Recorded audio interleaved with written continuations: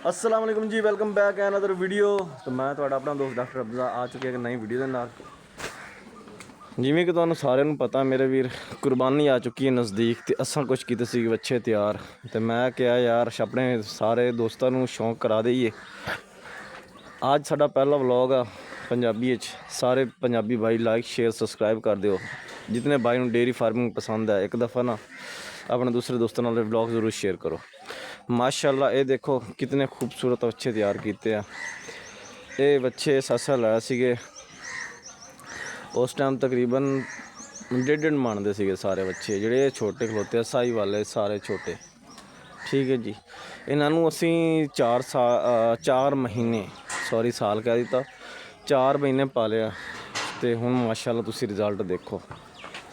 ठीक है जी, तो तुहाडे नाल शेयर करांगे इन्हों की कुछ खवाया की कुछ इन्होंने पिवाया।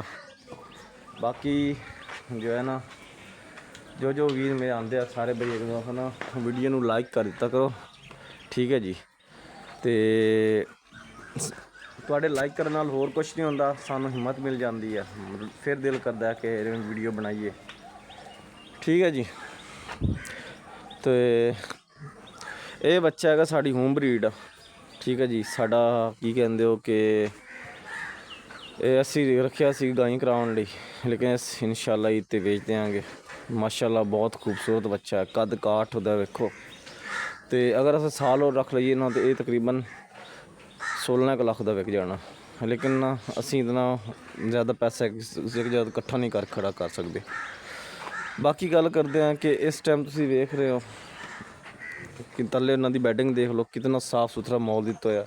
ठीक है, पानी दी खुटनियाँ 2 तरफ इन्ने मौजूद ने, फीड 24 घंटे मौजूद होंदी है। असी इन्हों सवेरे दे रहे हैं सैलज एक टाइम, तो नाल दे रहे हैं वंडा, तो शाम को असी दे रहे हैं इन्हों खल, तो नाल दे रहे हैं टुकड़े जोड़े बच्चे हुए हैं। 24 घंटे फ्रैश पानी अवेलेबल होंदा।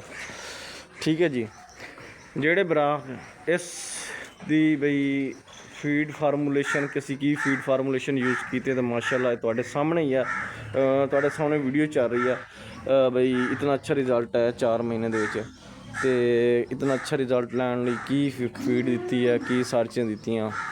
जो सवाल है कमेंट करो, इंशाअल्लाह ताला तुहाडे कमेंटां दा जवाब मिलेगा उधरली वीडियो च। ये वीडियो बनाने शॉर्ट जी, तो अगली वीडियो होगी तफसील नाल।